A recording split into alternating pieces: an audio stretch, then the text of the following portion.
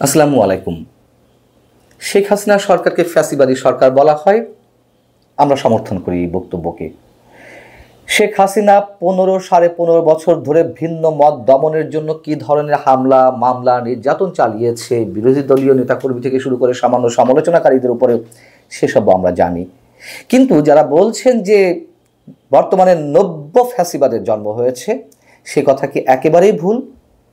সরকারের ভিতরে অনেকে রয়েছেন, তাদের সম্পর্কে বলা হচ্ছে। সরকারের বাইরে থেকে যারা সরকারকে নিয়ন্ত্রণ করার চেষ্টা করছেন, এখন অদৃশ্য ক্ষমতার মধ্যে রয়েছেন, তাদের সম্পর্কেও বলা হচ্ছে। এবং আমি ব্যক্তিগতভাবে মনে করি অবশ্যই ফ্যাসিবাদ থেকে আমাদের মুক্তি এখনো ঘটেনি। কিভাবে, তার অনেক উদাহরণ আমাদের সামনে রয়েছে। একটা এক্সাম্পল দিই। খুলনার কয়রাতে একজন স্কুল শিক্ষক জামায়াতের আমির ডাক্তার শফিকুর রহমান সম্পর্কে কটূক্তি করেছেন ফেসবুকে। কটূক্তি ঠিক নয়, তার বক্তব্যের সঙ্গে একমত হতে পারেননি, সমালোচনা করেছেন। এই জন্য সেই স্কুল শিক্ষককে হেনস্থা করা হয়েছে। শুধু হেনস্থা নয়, তুলে নিয়ে যাওয়া হয়েছে গাড়িতে করে বাড়ির থেকে। শুধু তুলে নিয়ে যাওয়া নয়, তার উপর নির্যাতন চালানো হয়েছে।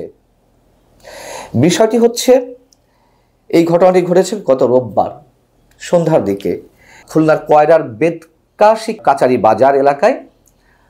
জামাতের কার্যালয়ে তাকে কয়েক ঘন্টা আটকে রাখা হয়। এই শিক্ষকের নাম হচ্ছে BM হুমায়ুন কবির। তিনি স্থানীয় বেদকাশি সরকারি প্রাথমিক বিদ্যালয়ের ভারপ্রাপ্ত প্রধান শিক্ষক। তিনি কোনো রাজনৈতিক দলের সঙ্গে সম্পৃক্ত নন, এটি পুলিশের অনুসন্ধানে জানা গেছে। এবং তিনি শুধু এই যে জামাতের আমিরের সমালোচনা করলেন তা নয়, তিনি এর আগে আওয়ামী লীগেরও সমালোচনা করেছেন। 2023 সালে দ্রব্যমূল্যের ঊর্ধ্বগতি ও অর্থ পাচার নিয়ে একটি পোস্ট দেওয়ায় আওয়ামী লীগ নেতাদের রোষানলে তাকে পড়তে হয়েছিল। একেবারে গোবেচার একজন মানুষ, হয়তো অন্যায়ের প্রতিবাদ সবসময় করেন। আচ্ছা, তিনি কি লিখেছেন তার ফেসবুক পোস্টে? তিনি ফেসবুক পোস্টে, যেটি শিক্ষক হুমায়ুন কবির বলছেন, আওয়ামী লীগকে বারবার ফ্যাসিস্ট বলা পছন্দ করি না। জামাতের আমিরের এই কথাটিকে আমার ভালো লাগেনি। আপনারা একটু খেয়াল করেন যে এই ব্যক্তির আইডিওলজি বা তার মানসিকতা কোন ধরনের, যিনি ফেসবুকে পোস্ট করেছেন যে শিক্ষক। তিনি বলছেন, তাই আমি ফেসবুকে পোস্টটি দিয়েছিলাম, পরে সবাই সাধারণ মন্তব্য করলে আমি মুছে ফেলি। তারপরেও নানা রকম মন্তব্য কানে আসছিল, এজন্য ক্ষমা চেয়ে আরেকটি পোস্ট দিই। জামাত অফিসে ওদিন সন্ধ্যায় আমাকে যাওয়ার জন্য ফোন করে বলা হয়, আমি যেতে রাজি না হয় আমার বাড়িতে লোক পাঠিয়ে গাড়িতে তুলে জামাতের অফিসে নিয়ে যাওয়া হবে বলে হুমকি দেওয়া হয়। বাড়িতে আসলে ঝামেলা হতে পারে ভেবে আমি বাজারের দিকে রওনা দিই। পথে 8-10 জন আমাকে গাড়িতে তুলে নেয়। এ সময় তারা আমাকে মারধর করে, ব্যথায় আমি ঘুমোতে পারি না রাতে। শিক্ষক হুমায়ুন কবির আরও বলছেন, আমাকে রিমান্ডের মতো তারা জেরা করছিল, নানা কটূক্তি করে হেনস্থা করেন, আমার মোবাইল চেক করে কল রেকর্ড ও ছবি মুছে ফেলেন, ডিসপ্লে ভেঙে ফেলেন। পরে তারা পুলিশের কাছে তুলে দেন, কিন্তু পুলিশ থানা না নিয়ে আমাকে বাড়ি পৌঁছে দেয়। কেন পুলিশ বাড়ি পৌঁছে দিল? সুনির্দিষ্ট কোনো অভিযোগ নেই। এখন এই বিষয়টি কি অস্বীকার করেছে জামাত? না, করেনি, সম্পূর্ণটা করেনি। তবে তাকে যে নির্যাতন করা হয়েছে, তার গায়ে হাত তোলা হয়েছে, সেটি অস্বীকার করেছে। জামাতের উপজেলা সেক্রেটারি কয়রা উপজেলার মাওলানা সাইফুল্লাহ আলম গণমাধ্যমকে বলছেন, তাকে কোনো ধরনের মারধর করা হয়নি। অফিসে 50-60 জন লোক ছিল, সবাই একটি টোকা মারলে তো তাকে খুঁজে পাওয়া যেত না। কি ভয়ঙ্কর কথা! মানে তিনি কি ঔদ্ধত্যের সঙ্গে বলছে, সবাই মিলে যদি একটা করে টোকা মারতাম, মানে মারা উচিত ছিল, তাহলে তাকে খুঁজে পাওয়া যেত না। তিনি বলছেন যে ফেসবুকে পোস্ট দেওয়ার ঘটনায় তাকে ক্ষমা চাইতে বলা হয়েছিল, কিন্তু তিনি রাজি হননি। আমরা বিষয়টি পুলিশ ও প্রশাসনকে জানিয়েছি, এখন তারা কি ব্যবস্থা নেয় সেই অপেক্ষায় আমরা রয়েছি। আচ্ছা, জামায়াতের এই যে উপজেলা কয়রা উপজেলার যিনি সেক্রেটারি জেনারেল, তিনি যেটুকু স্বীকার করেছেন সেটুকুও যদি ধরে নিই, যে তাকে আমরা ধরে নিয়ে এসেছিলাম বা তাকে ক্ষমা চাইতে বলা হয়েছিল, এটিও কি ফ্যাসিবাদিতা নয়? কি এমন তিনি আপত্তিকর মন্তব্য করেছেন? এবং এই যে স্কুল শিক্ষক হুমায়ুন কবির, তার আইডিওলজিটা আপনাদেরকে মাপতে বলেছিলাম। আমি প্রথমে বলেছি তিনি হয়তো সবসময় অন্যায়ের প্রতিবাদটা করেন।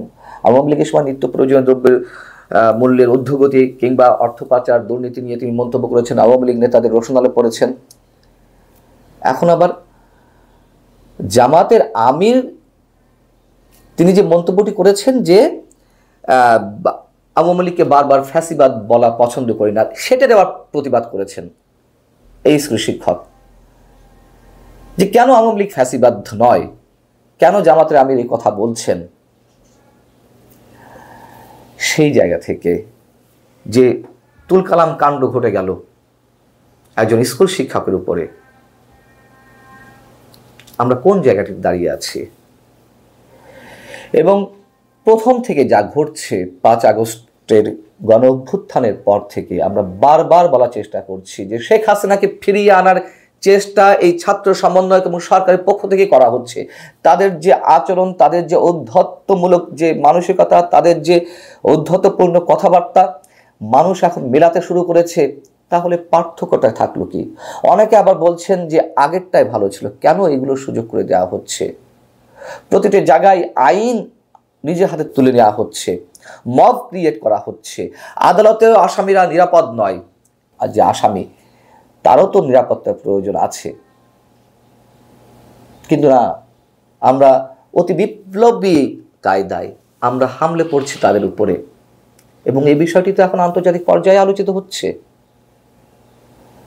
সরকারের আইন উপদেষ্টা থেকে শুরু করে অন্যান্য উপদেষ্টা বলছেন যে না, এগুলো ঠিক হচ্ছে না, থামাতে হবে। আরে থামাতে হবে, থামছে তো না, তা থামাবেন কি করে?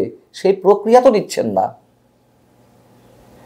ডিজিটাল নিরাপত্তা আইন যেটি এখনো এক্সিস্টিং অবস্থায় রয়েছে, তাতে যে বা সাইবার সিকিউরিটি অ্যাক্ট, অনলাইনে ফেসবুকে অর্থাৎ ডিজিটাল মাধ্যমে কোনো ধরনের কটূক্তি করা যাবে না, কোনো ধরনের অপপ্রচার চালানো যাবে না, গুজব চালানো যাবে না, সেসবের বিরুদ্ধে সেগুলো নিয়ে যদি আইনের আওতায় আনা হতো, সেগুলোর মধ্যে পড়তো, তাও না কোনো কথা ছিল। কি বলেছেন এই শিক্ষক হুমায়ুন কবির? বিষয়টি হচ্ছে কি যে আমাদের মুক্তি সম্ভবত কখনোই মিলবে না। আমরা প্রত্যেকেই ফ্যাসিবাদিতা আমাদের চিন্তায়, মননে, কর্মে আমরা লালন করছি। কেউ আমরা বুকে হাত দিয়ে বলতে পারবো না যে আসলে কোনটি ভালো। এবং বারবার একই কথা বলি, আবারও বলি, যে অপসংস্কৃতি আবারও শুরু হয়েছে। আওয়ামী লীগের 15.5 বছরের দুঃশাসনে যেভাবে সমালোচনাকারীদেরকে রাজাকার, দালাল বলে ট্যাগ লাগিয়ে দেওয়া হচ্ছিল, এখনো সেটি চলছে। এখন বলা হচ্ছে ফ্যাসিবাদের দোসর। বারবার এই কথা বলতে হচ্ছে। আগেও যেমন বলেছে আওয়ামী লীগ সরকারের সময়, এখনো বলতে হচ্ছে, বলতে হবে। তার কারণ এইগুলো থেকে আমাদের মুক্তি পাওয়া ছাড়া কোনো উপায় নেই। আল্লাহ হাফেজ, ভালো থাকুন সবাই।